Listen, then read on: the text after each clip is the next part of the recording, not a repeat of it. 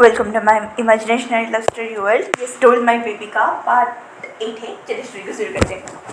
तो वहाँ जी ना एक स्मिट करता है और वहाँ से ना किसी को बिना बताए ना कार लेके वहाँ से निकल देता है। यहाँ पे वही भाई साहब मतलब उसकी ना हालत में जान बन गई, क्योंकि उसे पता है कि अभी बामजी जाके सीधा घर पे चेक करने वाला है, क्योंकि उसे भाग गया ऑब्वियसली वो लॉ प्रोफेशन में उसे लोगों का दिमाग तो पढ़ना आता ही होगा इतने में। वही वहाँ से लंग्स में लेके भागता है भाई।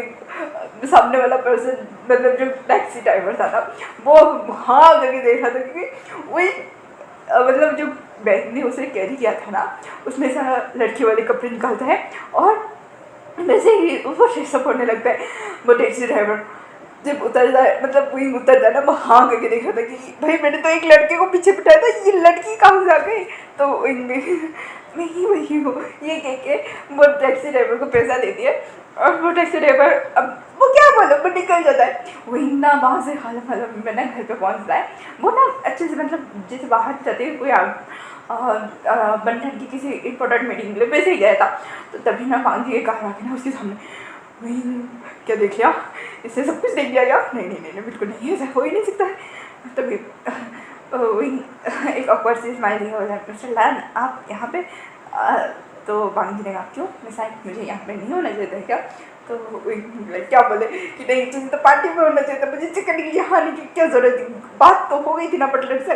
तो इन्होंने कहा नहीं वो मुझे लगा आप आज देर से आएगी, क्योंकि गगा ने बोला था मतलब असिस्टेंट सर ने बोला था कि आज इम्पोर्टेंट मीटिंग्स है। तो ये सुनने के बाद भांजी मतलब स्मिट करता है और कहता है हाँ वैसे मीटिंग्स तो है पर तुमने गगा क्यों बुलाया? तो ये सुनने के बाद यहाँ मुँह से निकल गया माफ़ कीजिए। ये कहने के बाद वही जैसे जा रहा था फिर भांजी ने कहा कहाँ जाए हो? तो उन्होंने कहा मैं वो एक दोस्त से मिलने गई थी, वो बहुत दिनों के बाद शहर आई यहाँ पे आई थी तो उससे मिलने गई थी। तो भांजी ने कहा ओह अच्छा तो डिनर कर लिया? तो उन्होंने कहा नहीं। तो आंटी ने कहा दोस्त से मिलने गई थी तो वही मेरा दोपहर से गई थी ना तो उसे छोड़ने तक तो बच्चों के साथ ही डिनर करना था। तो आंटी ने कहा ओहो तो ठीक है। ये कहने के बाद आंटी ने कहा तो चलो डिनर करते हैं। तो वही ना पर तभी आंटी ने कहा डोंट वरी आज का डिनर कुक बनाएंगे। ये कहने के बाद ना भांजी और विंग अंदर जाते हुए विंग की ना सांसें ऊपर नीचे, क्योंकि उसे पता है कि भाई वो मिल चुका है वहाँ पे पार्टी हॉल में और उसने अच्छा खासा वहाँ पे ठूसा है। ठीक है एक्चुअली बातें वगैरह के टाइम पे थोड़ा बहुत खाना वगैरह भी करना पड़ता था, तो इनको पता है उसका स्टमक फुल है। वांग जी ने भी देखा था कि वहाँ पे विल्शन और मैमन ने ना बातें करते करते बैंकिंग और रनिंग जैसा अच्छा खासा मतलब स्नैक्स तो लिया है जिससे तुरंत डिनर नहीं किया जा सकता है। तो भांजी ना वही टेस्ट कर रहा था कि अगर ये खाया तो ये और वही दोनों एक है। तो वही ना बैठता है, वो पहले बच्चों को खिलाता है तो वो भांजी भी लाइक तुम भी खाओ। तो वही ना ऑकवर्ड से स्माइल देके वहाँ पे बैठता है और भाई भांजी उनका एक डिश खत्म होता ही नहीं भांजी ने कहा ये लो ये क्या वो उनको खिला जा रहा है। वही लाइक बस कर भाई बस कर खिला कर मारेगा क्या? उनके दिमाग में ही चल रहा था। फिर भी उन्होंने कहा मिस्टर लंच में हो गया। तो भांजी ने कहा ओ हो गया। तो वही ना हाँ तभी ना वांगी उठता है वही के पूरे पास आ जाता है। वही ना उस टेबल के पूरे सटा चुका था कि वो बच्चे वहाँ पे बच्चे नहीं थे। वही ऊपर ना वांगी पूरा लीन हो गया था। तो उन्होंने कहा मिस्टर लान आप क्या कर रहे हो पीछे हटे। तो वो वांगी ना एक स्माइल करता है और वो साइड से हो के ना मतलब पानी का गिलास लेके वहाँ से निकल जाता है। उन्होंने कहा ये क्या था, इसने तो डरा ही दिया। मैं एक बलेला में पकड़ा गया था मेकअप यहाँ से उधर तो नहीं हो गया। नहीं हुआ है ये क्योंकि मतलब हमारा जब एक गहरी सांस चढ़ता है तो वहाँ जी ना उस पानी के गिलास को लेते हो ऊपर से वो इनको देख रहा था। उसने कहा मिस्टर विभूषण ना मिस आई आप दोनों का मोड और परफ्यूम टेस्ट सेम है इंटरेस्टिंग। ये कहने के बाद ना वांगी ना सीधा अपने स्टडी रूम पे जाता है। वो अपना जो स्टडी की टेबल ना एक लॉकर जैसा था उसमें अपना फिंगरप्रिंट देता है और वहाँ से ना एक टैब ना ओपन होकर बाहर निकलता है और विंग ना मतलब विंग के बारे में वो सर्च करता है। तो विंग ने जितना बताया था कि वांगजी को कि वो एक बिजनेसमैन है यूएसए का उनमें सब कोई इन्फॉर्मेशन नहीं था। तो वांगजी एक स्मिट करता है और कहता है ओह या फिर आप गोल्ड डिगर हो मिस्टर विभूषण। या फिर आप झूठ बोल रहे हो, या फिर आप मेरे नानी हो।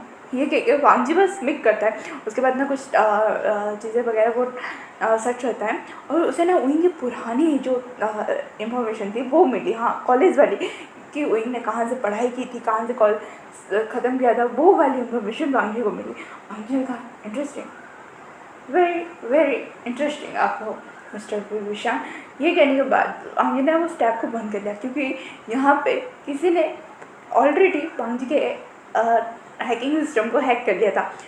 अगर वांगजी और थोड़ी देर किसी के बारे में पता लगा था तो ऑब्वियसली ये लीगल है ना हैकिंग वगैरह, तो चाइना के गवर्नमेंट को पता चलता था। ऑब्वियसली वांगजी को कोई कुछ बोलेगा नहीं, पर फाइन तो अच्छी खासी लगती कि भाई आपको हैकिंग बंद करना पड़ेगा इस वजह से।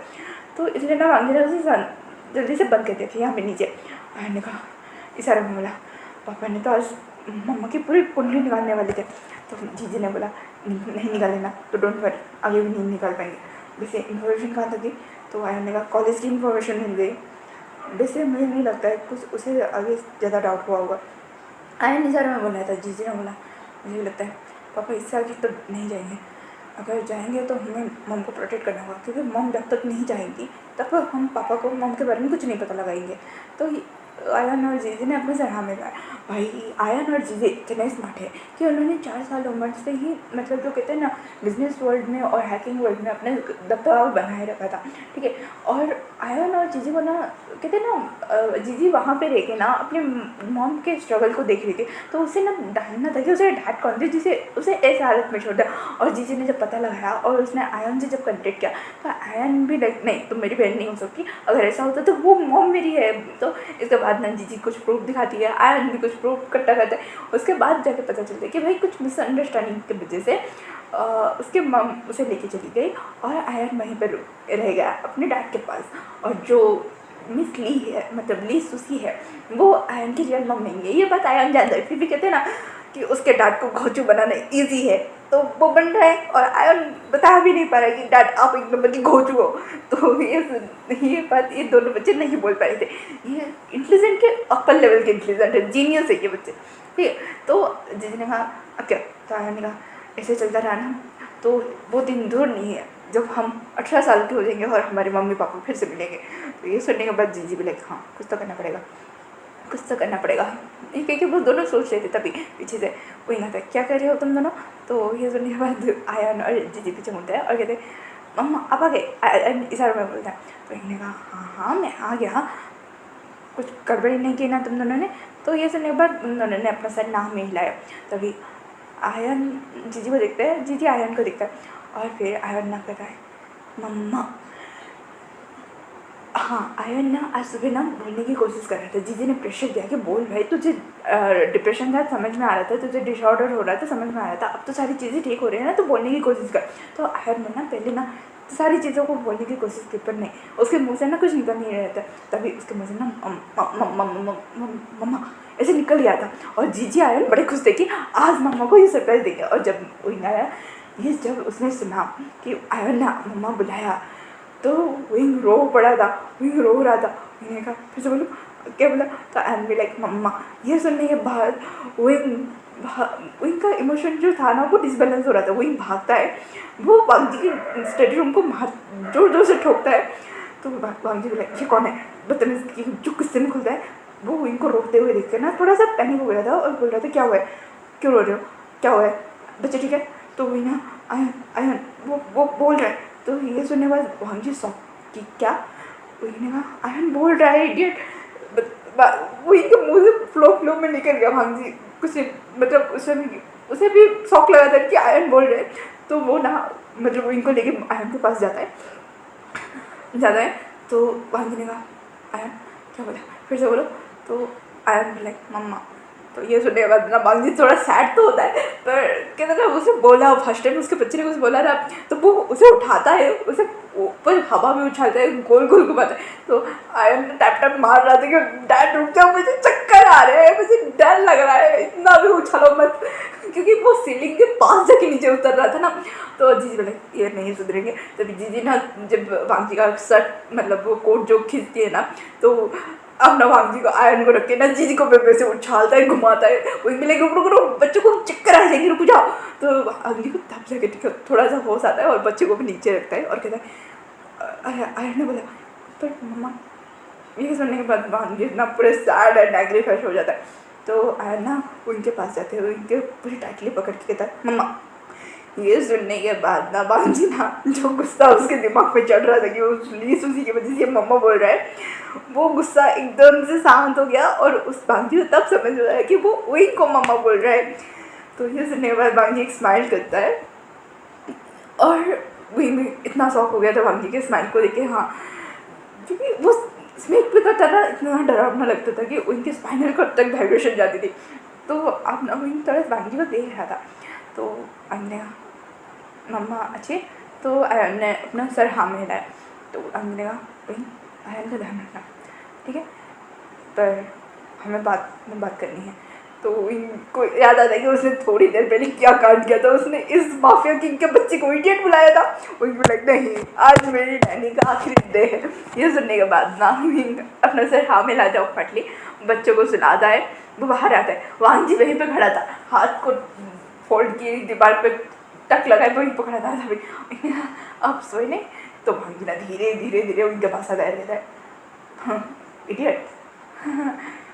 तो मैं क्या लगता हूँ मिस आइन। ये सुनने के बाद वो इनका पीछे चलता है, अच्छा वो आप सब बात समझ नहीं रहे थे ना, और वैसे भी मैं बहुत एक्साइटमेंट हो गया था, वो मुझे पता ही नहीं चला। तो भांगी ना उनके पूरे करीब पास जाता है, अच्छा क्यों आयन ने मामा बोला इसलिए, या फिर आयन को बोलते देखते। तो उन्हें आयन बोल रहा था इसलिए। तो भांगी ने क्यों तुम्हें क्यों फ़र्क पड़ रहा है, तुम तो उसकी जो मम्मा भी नहीं हो, या फिर मेरी गर्लफ्रेंड भी नहीं हो कि हाँ या आगे जाके तुम उसकी मम्मा बनोगे तो इतना हैप्पी होगी। तो ऐसा नहीं है। वो अब डर रहा था क्योंकि भांजी ना जो स्ट्रेट फॉरवर्ड क्वेश्चन पूछ रहा था वो पॉइंट है, और उन्हें बस इतनी दिनों से केयर कर रही थी ना, इसीलिए। तो भांजी ने इतना ही। तो उन कह रहा था, इनके आँख में था नहीं वो मेरा बच्चा है, मुझे उसे तुमसे दूर लेके जाना है, मुझे तुम्हारे पास उसे नहीं रखना है, मुझे सबसे उसे लेके जाना है यहाँ से, वो यहाँ पे ठीक नहीं है। ये कहने के बाद वो थोड़ा सा खामोश हो जाता है। भांजी पीछे हटता है वगैरह, उससे अटैचमेंट मत लगाना, जब उसे छोड़ के जाने वाली होगी ना उसे दर्द होगा। ये कह ना भांजी वहाँ से गुस्से में चला गया था, ठीक है। तो भी समझ में नहीं आ रहा भाई कि इस बंदे का मूड स्विंग इतना क्यों है। पर विंग जब रियलाइज़ करता है कि हाँ भांजी की बात में पॉइंट तो है, क्योंकि उसके आयन की जो मम्मा है मतलब फेंक की गई उस वो लीस उसे, वो आयन के पास नहीं रहती है, और ऑब्वियसली एक मदर फिगर लिए वो देखता है तो आयन उसे मम्मा बुलाता है, उसे मानता भी है। तो विंग कहता है भांजी आई एम सॉरी, मैं तुम्हारे बच्चे को तुमसे दूर लेके जा रही हूँ, पर उसकी सेफ्टी इसी में है, क्योंकि विंग को लगता है कि भांजी बहुत बुरा है क्योंकि वो लीस उसे को सपोर्ट करता है उस ली फैमिली को, जबकि ली फैमिली के काले कारनामों के बारे में ना विंग वेंकिंग को अच्छे से पता है। और विंग चुप है क्योंकि उसे अपने मॉम डैड का बदला लेना है, ठीक है, और कहीं ना कहीं क्लूना ली फैमिली से जुड़ी हुई है, और विंग को यह बात पे बहुत ज़्यादा गुस्सा दिलाता है। उसके मैम एक लौती अच्छे दोस्त मैम है, उसके मॉम डैड का एक्सीडेंट भी हो गया था कुछ ऐसे केस में। उसके बाद ली फैमिली ना आगे आके ना ली मतलब मैं जो जिंक कॉर्पोरेशन थी उसे हत्याने की कोशिश कर रही थी। वो तो मैम थी जब समझदार थी, उसने सारी चीज़ें हैंडल कर दी थी। पर विंग का क्या, इनको पता है ये सारी चीज़ें ली के साथ कनेक्टेड है और ली लांस के साथ कनेक्टेड है, और कहीं ना कहीं इनको लगता है कि लांस सपोर्ट कर रहे हो ली को, तो इसीलिए ना इनको गुस्सा भी आ रहा था। वही ना वहाँ से निकलता है और अपने क्वार्टर की ओर चले जाता है। पूरा रात वो बच्चों के साथ नहीं रहता। हाँ वो वांगी ने अलाउ कर दिया था कि जीजी आयन के साथ रह सकती है, उसे कोई प्रॉब्लम नहीं आता कि वो इनको भी उसने घर पर अलाउ कर दिया था, अगर जीजी यहाँ पे रह रही है तो तुम भी रह सकते हो। तो पर नहीं, आज उनको जाना है। वो जाने के बाद वो क्वार्टर में होने के बाद वो किसी को फ़ोन लगाता है, हाँ वो बैंकिंग और एडमिन फ़ोन लगाता है और कहता है कुछ इन्फॉर्मेशन मिला। तो बैंकिंग और एडमिन बोले नहीं कुछ नहीं मिल रहा है, लांच कोई इलीगल चीज़ है ही नहीं, चाहे वो माफिया रिलेटेड हो या बिजनेस हो। ना पता लगा ये ली के साथ जुड़े हुए हैं ना, तो उसे ही इनका मेहनत है रहना। तो बैंकिंग ने कहा ये गलत है। तो इन्होंने सही क्या है बैंकिंग, जो उन्होंने किया मेरे साथ वो सही था। मैं उस एक स्टोर में बंद था, किसी को पता भी नहीं था मैं वहाँ पे था। मैं मुझे खाने के लिए सिर्फ एक बाउल दिला दिया जा रहा था, और जब मुझे पता चला कि मैं प्रेग्नेंट हूँ तब भी मुझे एक टाइम का ही खाना मिल रहा था। उसने मुझे टॉर्चर किया, मुझे तो की तरह मुझे खाने के लिए मजबूर किया। क्या ये सही है मैगी, या फिर ये सही है? आयन आज बोल नहीं पा रहा है, बचा कुछ भी हो तो लांसी तो है ना। ये सुनने में वेंकी और वेनिंग भी चुप हुए। तो वेनिंग ने कहा निक ऑपरेशन के कुछ तो हाथ लगाए। तो ये सुनने में वेंकी और दोनों के कान खड़े देते और वेनिंग कहते निक ऑपरेशन के जो वो। तो वेंकी ने कहा क्या हुआ है वेंकी? तो वेनिंग ने कहा जो आर्म्स डीलर मतलब वेपन्स डीलर होते हैं वो न्यू पसंद कर रहा है। तो ये सुनने में वेंकिंग और विंग शॉक की मतलब क्या, तुम्हें पता है तुम क्या बोल रहे हो? तो वेनिंग ने कहा हाँ मुझे पता है मैं क्या बोल रहा हूँ। वो मिलिट्री को भी सपोर्ट करते हैं, उनके जो वेपन्स है वो मिलिट्री के बेसिस पे जाते हैं और रिसर्च होता है वो अलग है, पर वो माफिया वर्ल्ड स्कूल पे जाते हैं और वो लांस के सपोर्टर है। तो इन शॉर्ट वो माफिया किंग को ही सपोर्ट करे, मतलब लान मंजी को। ये सुनने के बाद मैंने कहा जैकपॉट लगाए ना, तो क्या तुम्हें यूज़ नहीं करना है? वही ने पूछ लिया। तो वेनिंग ने कहा यूज़ करना है पर सारे ट्रांजेक्शन लीगल है विंग, हम कुछ नहीं कर सकते। ये सुनने के बाद विंग वेंकिंग शॉक की मतलब ये ट्रांजेक्शन कैसे लीगल हो सकते हैं? तो वेनिंग ने समझाया कि इन्होंने एक लूप हॉल डाला है, बहुत कम लूप हॉल है, इसे पकड़ना भी मुश्किल है। तो वेनिंग ने मतलब तो वेनिंग ने मेरे सर्विलेंस से जब सारा डाटा चुरा रहा था तब मुझे एक लूप हॉल मिला कि अगर इन केस लांस जो माफिया किंग्स है उन्होंने कुछ भी इलीगल किया तो ये जो सारी जो आर्म्स डीलिंग है वेपन्स डीलिंग है उन्होंने जो किया है वो सारा का सारा चीज़ लांस के ऊपर आएगा, कभी भी नी कॉर्पोरेशन के ऊपर नहीं आएगा। मतलब उन्होंने लीगली सारी चीज़ें करी है। ये लांस के पास जैसे बैंकिंग कह रही है वैसे कोई भी इलीगल वर्क नहीं है। मतलब ये इन्होंने इंसर्ट ऐसा कॉन्ट्रैक्ट बनाया है जिससे ये दोनों एक दूसरे का फ़ायदा करवा रहे हैं। तो ये सुनने के बाद गोइंग ने कहा कोई रास्ता नहीं है। तो बैंकिंग ने कहा गोइंग अगर हम लांस को यूज़ नहीं कर सकते तो क्या हुआ, हम लीग ऑपरेशन तो पूरा बर्बाद कर सकते हैं ना।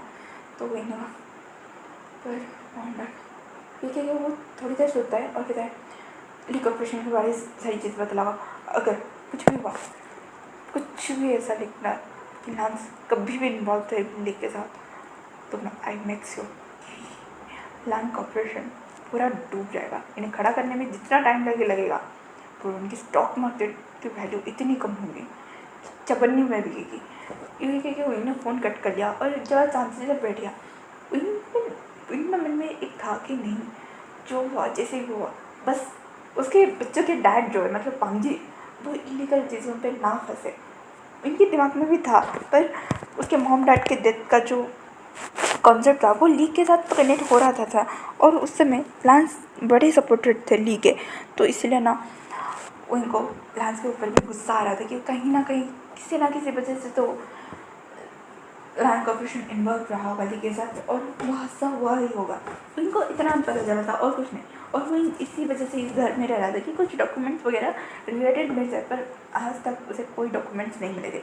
यहाँ पे दूसरी ओर ये रात ऐसे ही गुजरती है। दूसरी ओर सुबह यहाँ में उठती है, अपने पर्स से कुछ पैसे निकालती है और एक चिट लिख के जाती है गुड वर्क। ये कहने के बाद पर लिखने के बाद और कुछ सोचती है और कहती है but that not happen happiness with my life. मतलब ऐसा कुछ लिखते हैं कि जो हुआ ठीक था पर मुझे खुशी नहीं हुई। ये लिख के ना वो वहाँ पे रखती है, कुछ पैसे वगैरह वहाँ पे रखती है और वहाँ से चली जाती है कपड़े वगैरह पहन के।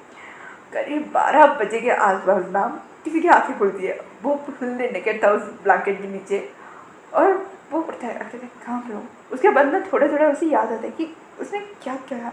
उसने मैम को उसके बाद उसे सारी चीज़ें याद आती है। उसने मैम के साथ इंटीमेटली प्रपोज की थी। सोमना डट से बैठता है अकेले no no no no no उसका बॉयफ्रेंड था, मैंने उसके साथ फोर्स किया नहीं। तभी वो साइड टेबल पर देखता है और वो देख के शॉक। मतलब उस चिट्ठी को देखता तो वो गुस्सा हुआ था। मतलब उस पैसे को देख के वो तो गुस्सा था पर उस चिट्ठी को देख के जो गुस्सा हुआ वो कपड़े पहनता है वो वहाँ से निकल जाए, सीधा लाइन ऑफिस में होता है जहाँ पे मीटिंग वगैरह खत्म करके ये लास्ट ब्रदर और साउथ इंडियन स्वयं न्यूज़न बातें कर रहे थे। न्यूज़न हमेशा लैंड कॉर्पोरेशन में पढ़ा जाता है। उसकी ऐसा नहीं कि उसकी कंपनी में कोई काम वगैरह नहीं है, पर उसके जो सबटाइटल्स है वो हैंडल कर रहे थे, ठीक है। और यहाँ पे था, और ऐसे वो आगे के प्रोजेक्ट के बारे में ना वो बातें वगैरह कर रहे थे, ठीक है। तभी सॉन्गलन आता है, टेबल पे वो पैर से पटक के मारता है। तो साउथ इंडियन मिले, ये क्या है, कहीं से हफ्ता बदल का क्या है क्या? तो यही मिले, अरे हफ्ता बदल हमारा काम करना है, वो तो लोकल गुंडों का काम है, ये हमारे काम का नहीं है। तो सॉन्गलन ने कहा ये मैंने दिया। ये सुनने के बाद सारे लोग बस सॉन्गलन को देख रहे थे, क्या? तो आज का पार्ट यहीं पे खत्म होता है, फिर मिलेंगे कल के पार्ट में। Thank you for watching, comment करो, लाइक करो, शेयर करो and enjoy the story guys.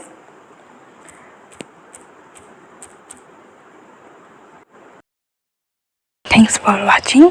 Bye bye cuties and sweeties.